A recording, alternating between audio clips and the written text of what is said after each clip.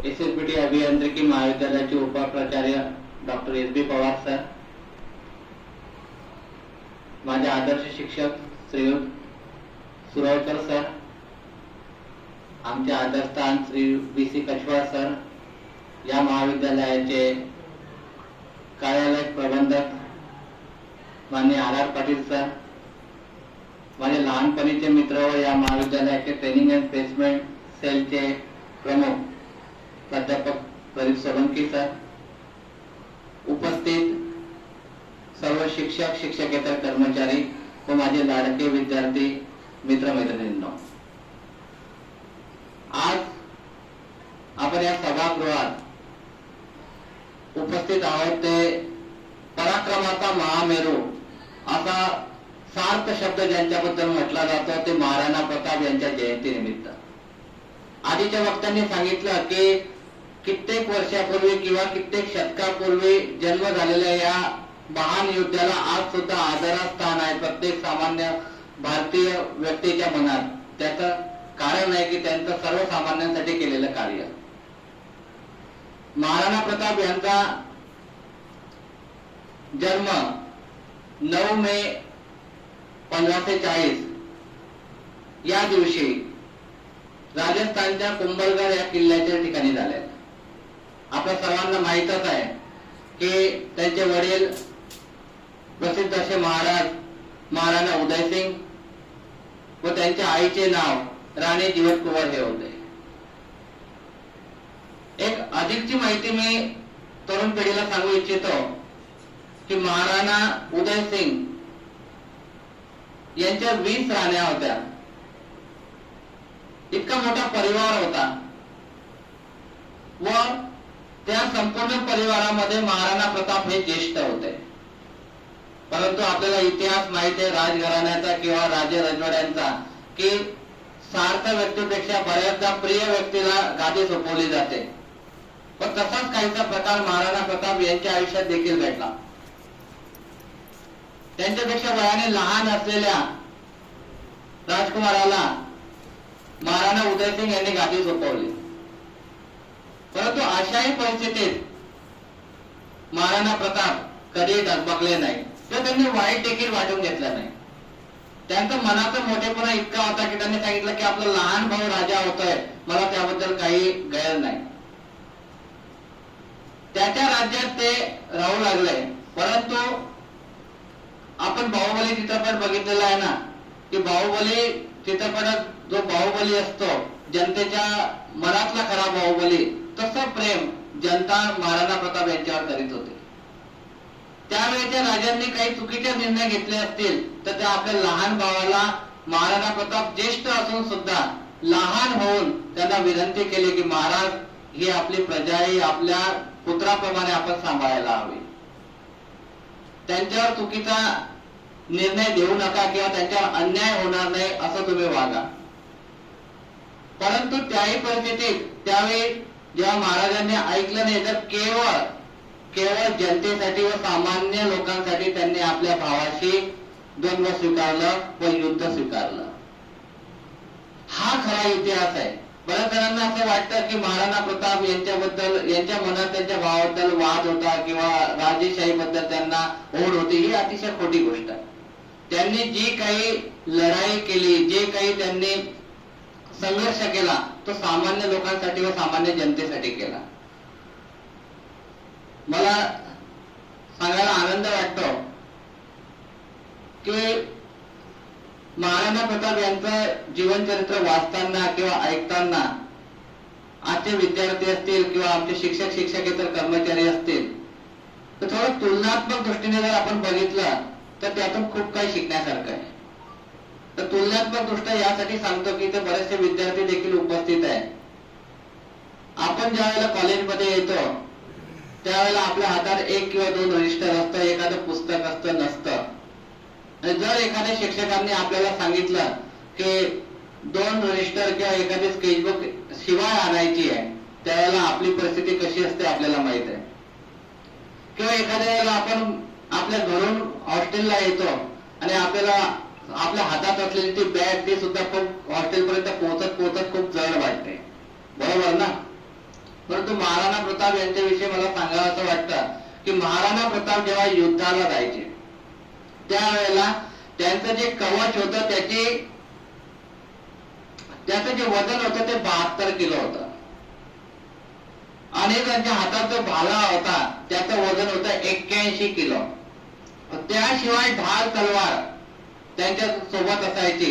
या संपूर्ण कवच, भाला, ढाल तलवार यांचं संपूर्ण वजन असायचं 208 किलोग्रॅम. किती? 208 किलोग्रॅम. 208 किलोग्रॅमाचं हे त्यांचं साहित्य घेऊन ते रणांगणावर शत्रूशी 2 हात करायचे. मला सांगायला आनंद वाटतो की आता या महान योद्ध्याबद्दल खूप काही वाचलं गेलंय, खूप काही सांगितलं गेलंय. परंतु मला सर्वात अधिक जे प्रभावित केलं ते म्हणजे हल्ली घाटचे जे युद्ध आहे ते अजरामर आहे, त्याबद्दल वादच नाही. परंतु त्याही पेक्षा जर अकबराचं चरित्र तुम्ही वाचला तर अकबराचं एक वैशिष्ट्य होतं की अकबर राजाविषयी सुद्धा आपल्या इतिहासात खूप गुणगौरव केले गेलेला आहे किंवा त्याच्याविषयी आदर ठेवला गेलाय. त्याचं मुख्य कारण असं होतं की त्या समोरच्या शत्रू पक्षाशी त्याने कधी कायमस्वरूपी वैर पत्करला नाही. त्याचं इतकंच म्हणायचं असायचं की मला मोगल साम्राज्य मोठं करायचं आहे. तो इतर सर्व राजांना सांगायचा की माझं मांडलिकत्व स्वीकारा. त्यानंतर ते राज्य त्या राजाला तो पुन्हा सोपवून द्यायचा. परंतु महाराणा प्रताप यांनी ते कधीही स्वीकारलं नाही.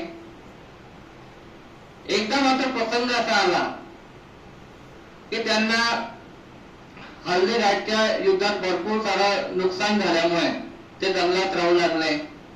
आणि आपल्याला माहित आहे की ज्या वेळेला हल्दीघाटच्या युद्धामध्ये त्यांना कठीण प्रसंगाला सामोरं जावं लागला त्यावेळेला त्यांनी अतिशय विवेचनात्मक आणि अतिशय निर्धारपूर्वक एक गोष्टीचा प्रण घेतला की जोपर्यंत मी हे चित्तोड किंवा माझं हे संपूर्ण साम्राज्य पुन्हा हस्तगत करत नाही तोपर्यंत मी कधीही राजाच्या गादीवर झोपणार नाही, मी जमिनीवर झोपेल.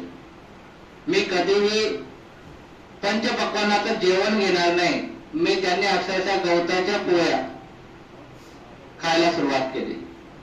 त्यानंतर जे राजे महाराजे चांदीच्या किंवा इतर आकर्षक धातूंच्या प्लेट्समध्ये किंवा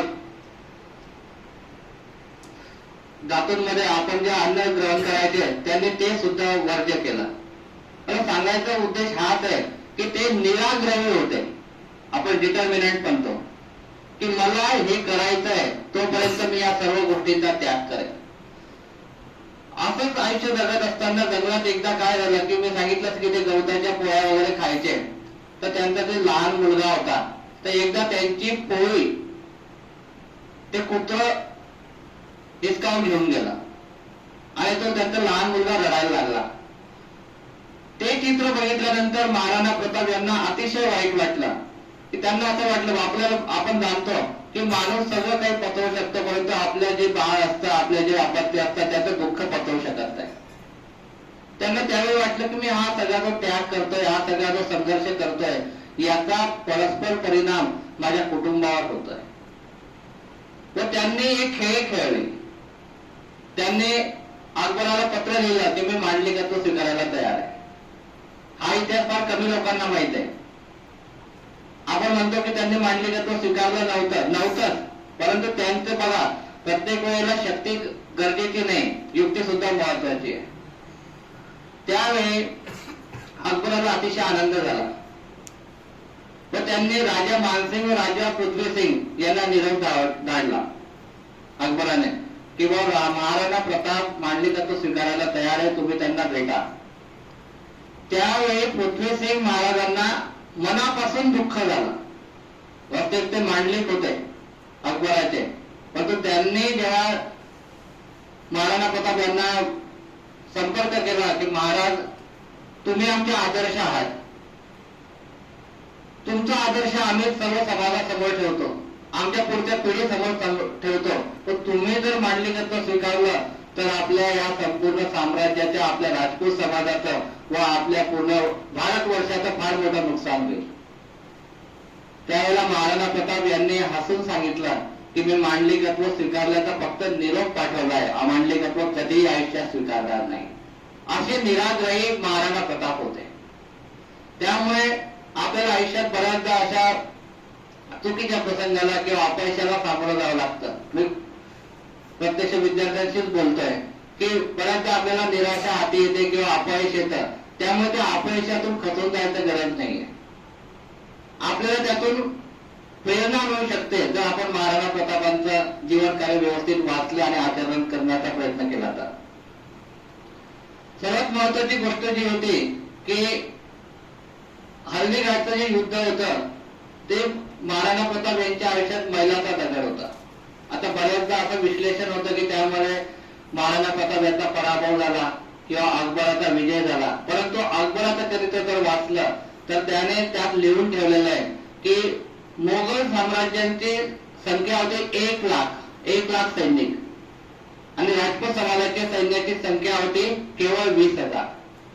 म्हणजे 5 पट सैन्य अधिक असून देखील महाराणा प्रताप मागे हटले नाही. त्याचं कारण देखील असं होतं की त्यांनी जे सोबत सरदार तयार केलेले होते, त्यांचे जे सैन्य होते त्यांच्यावर ते जीवापाड प्रेम करणारे होते. या आधीच्या वक्त्यांनी जसं सांगितलं की आपण आपल्या सोबत असणाऱ्या व्यक्तींवर प्रेम केलं पाहिजे किंवा आपण आपला जो परिचय आहे तो कशा लोकांसोबत ठेवला पाहिजे, त्याचं हुबेहूब अनुकरण महाराणा प्रताप यांनी आपल्या आयुष्यात केलं होतं. कारण त्या हल्दीघाटच्या युद्धात एक प्रसंग असा आला की असं वाटलं की त्यावेळेला महाराणा प्रताप यांचा पराभव होतो किंवा काय किंवा त्यांचा वध होतो की काय.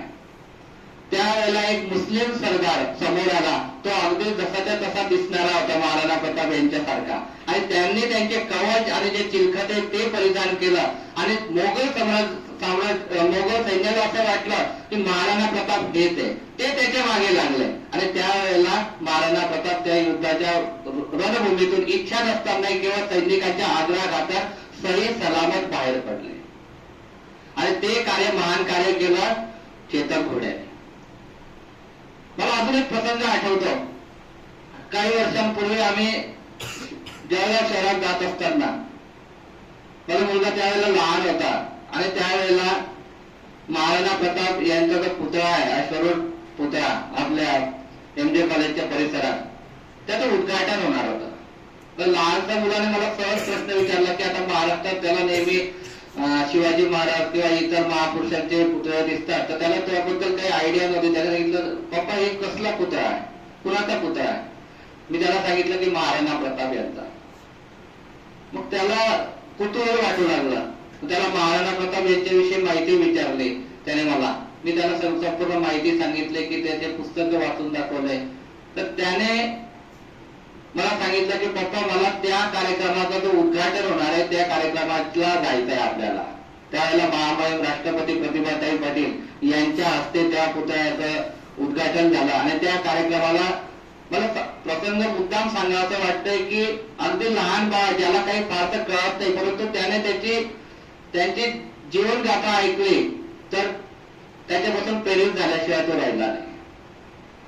दुसरा प्रसंग सांगतो की आमची सासरवाडी औरंगाबादची.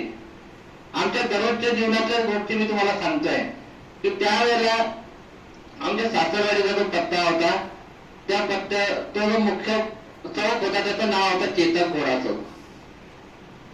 ज्या वेळेला संस्कारला समजायला लागलं की चेतक घोडा काय आहे तर त्याला पुन्हा ती आठवण दिली की महाराणा प्रताप यांच्या घोड्याचं नाव चेतक होतं. आजपर्यंत इतिहासात आपण कधी बघितलं नाही की एखाद्या घोड्याला असं नाव दिलेलं किंवा असं त्याचं इतकी पूजा केलेली किंवा त्याच्यासाठी पुतळा उभारलेले असं आपण बघितलं नाही.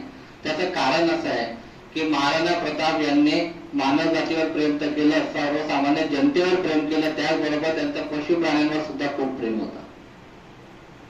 चेतक घोड्याचं ज्याप्रमाणे आपण सर्वांना माहिती आहे त्याचबरोबर त्यांच्या दरबारी व त्यांच्या सैन्य दलामध्ये एक अतिशय प्रसिद्ध असा हत्ती होता.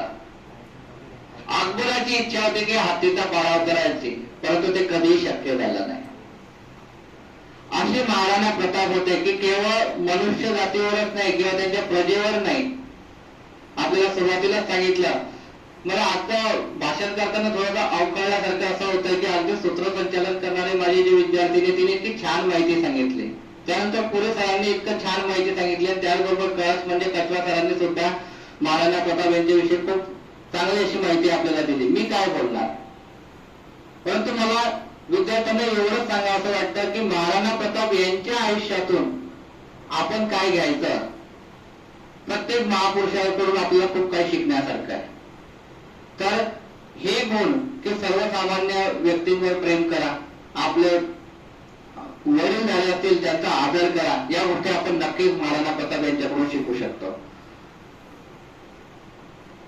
आपल्याला एक गोष्ट सांगावीशी वाटते की जसं पोलीस सरांनी सांगितलं की केवळ ठराविक लोक किंवा केवळ ठराविक असे आपले मित्रमंडळी आपला संकुचित विचार असला नाही पाहिजे. महाराणा प्रताप यांनी ते कधीही केलं नाही. ज्या वेळेला त्यांच्यावर विपरीत परिस्थिती आली आणि जंगलात राहण्याची वेळ आली त्यावेळेला त्यांना भिल्ल समाजाची सेना स्थापन केली. तर सांगायचं हेच आहे की त्याही परिस्थितीत ते डगमगले नाही.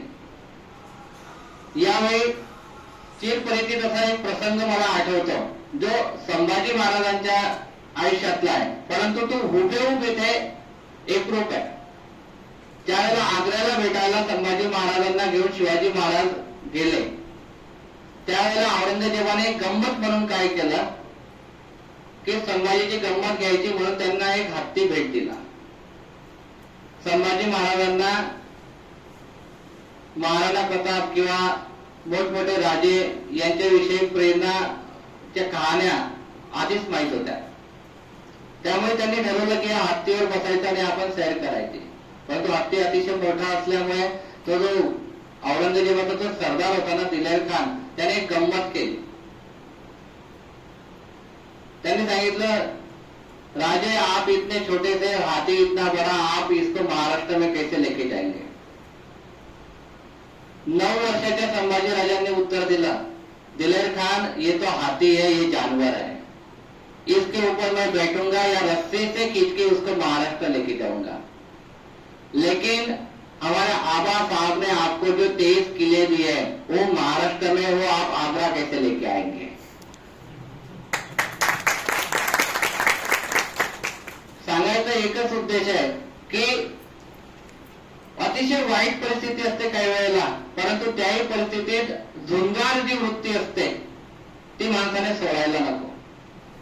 त्याची प्रेरणा शिवाजी महाराज आणि संभाजी महाराज यांना महाराणा प्रताप यांच्याकडून मिळाली की अतिशय विपरीत परिस्थितीत जंगलात त्यांनी भिल्ल सेना स्थापन केली व पुन्हा राजपूत साम्राज्याची मुहूर्तमेढ रोवली. अशा या महान योद्ध्याला आपण शतशः प्रणाम करूया व मी इथे थांबतो. धन्यवाद.